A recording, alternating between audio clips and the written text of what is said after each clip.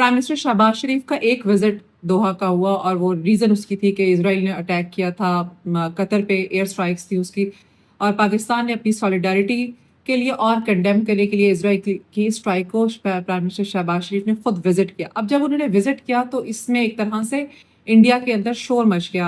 आपने उनके news channels को देखे, आप उनके एंकर्स को देखे, इन्फ्लुएंसर्स को देखे, उनके कमेंटेटर्स को देखे, they are all discussing about it and making false accusation, और पाकिस्तान को इस मूव को डेस्परेट मूव कह रहे हैं। और वो शोर इस तरह से मच रहा है जैसे ये कोई चेस की कोई एक गेम है जिसके अंदर कहीं कोई गलत मूव खेली गई है। बिल्कुल उनके लिए तो ये गलत मूव है, बिकॉज जितना ज़्यादा उन्होंने पाकिस्तान को डिप्लोमेटिक आइसोलेशन में डालने की बहुत अरसे से कोशिश की, और उनकी डेकेड्स ऑफ उनकी वहाँ पे स्ट्रगल है to make them self relevant in gulf states, और उनकी बिलियंस ऑफ डॉलर की ट्रेड है, उनके साथ एनर्जी है, उनके ह्यूमन रिसोर्स है वहाँ पे इन्वॉल्व। तो ये वो सारी चीज़ें हैं जो इंडिया ने अपने आप को मेक श्योर किया है कि पिछले स्पेशली मोदी के इन सारे टेन्योर्स में कि वो अपने आप को रेलेवेंट शो करे और पाकिस्तान को वहाँ से साइडलाइन किया जा सके। लेकिन बाज़-औक़ात कुछ इंटरनेशनल इंसिडेंसेस ऐसे होते हैं जिसमें एक क्विक राइट मूव जो है गेम चेंजर होती है, और प्राइम मिनिस्टर शहबाज शरीफ का ये timely visit without wasting any moment, उन्होंने जो विजिट किया टू कतर का, और टू शो द सॉलिडारिटी और शोल्डर टू शोल्डर जो वहाँ पे कतर के साथ खड़े रहे, वो बहुत इंपॉर्टेंट था।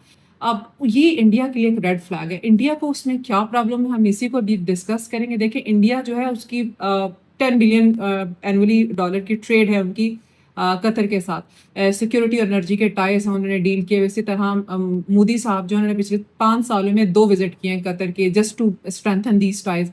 इसी तरह आप देखें कि कतर के साथ साथ बाकी जो गल्फ स्टेट्स हैं उसमें भी इंडिया की बहुत इन्वॉल्वमेंट, और इंडिया की कोशिश ये होती है कि वहाँ पे पाकिस्तान को ज़्यादा से ज़्यादा रेलेवेंट किया जाए। लेकिन अब पाकिस्तान जो है उसकी डिप्लोमेटिक एवेन्यू में उसकी क्विक अंडरस्टैंडिंग और उसके क्विक डिसीजन मेकिंग जो है वो बहुत इंपॉर्टेंट रोल प्ले कर रही है। हमने देखा है कि जिस तरह से फॉरेन उनका विजिट हुआ, और साथ ही उन्होंने अपनी ना सिर्फ ये कि उन्होंने सॉलिडारिटी शो की, उन्होंने कंडेम किया इसराइल को उसके इस बारबेरिक एक्शन के ऊपर। और ये इंडिया के लिए मुश्किल है, बिकॉज अगर पाकिस्तान इसराइल को कंडेम कर रहा है वहाँ पे खड़ा होकर कतर की सॉइल पे, तो इंडिया ये नहीं कर सकता गिवन द फैक्ट कि इंडिया के बहुत स्ट्रॉन्ग टाइज है इसराइल के साथ। तो इंडिया ये नहीं कर सकता, इसलिए इंडिया परेशान है कि पाकिस्तान ने ये कर दिया। और सेकेंडली ये है कि इंडिया की इतनी स्ट्रॉन्ग जो एनर्जी और स्ट्रेंथ और सिक्योरिटी टाइज उन्होंने डेवलप की हैं गल्फ स्टेट्स के साथ, कतर के साथ, तो पाकिस्तान भी अपने लिए वहाँ पे स्पेस बना रहा है, और वो उस पर सक्सेसफुल भी रहा है। अब हम पाकिस्तान को जब देखते हैं तो पाकिस्तान के LNG की जो परचेज है कतर से, वो it's remarkable. And side by side कोई ऑलमोस्ट 2 लाख के करीब पाकिस्तानी वर्कर्स हैं जो कतर में रह रहे हैं, और बिलियंस ऑफ डॉलर के रेमिटेंसेस वो एनुअली भेज रहे हैं पाकिस्तान के लिए, वो भी बहुत इंपॉर्टेंट है। तो इसमें पाकिस्तान को वहाँ स्पेस मिलती है कतर में इस तरह से सॉलिडारिटी शो करके। एंड पाकिस्तान की 3 बिलियन की कतर की इन्वेस्टमेंट की है पाकिस्तान में उसने 2022 में पाकिस्तान के फॉरेन रेवेन्यूज़ के अंदर, तो वो भी इम्पॉर्टेंट है। तो ये वो सारी चीज़ें हैं जो पाकिस्तान को रेलेवेंट करती हैं कतर के साथ, जो कि प्रॉब्लमेटिक हैं इंडिया के लिए। अब इस तरह के जो टाइमली स्टेप्स हैं ना जो इंटरनेशनल आप इंसिडेंसेस में लेते हैं, वो लॉन्ग टर्म इफेक्ट शो करते हैं, वो लॉन्ग टर्म चेंजेस लेकर आते हैं। तो इस मुस्लिम वर्ल्ड में, इस अरब प्लेस के अंदर जितना सारा इंडिया ने पिछले स्पेशली 2 डेकेड से जितना पाकिस्तान को आइसोलेशन रेलिवेंट करने की कोशिश की थी, वो सारी मल्टीप्लाई बाय 0 हो गई है because of these readily steps taken by Pakistan.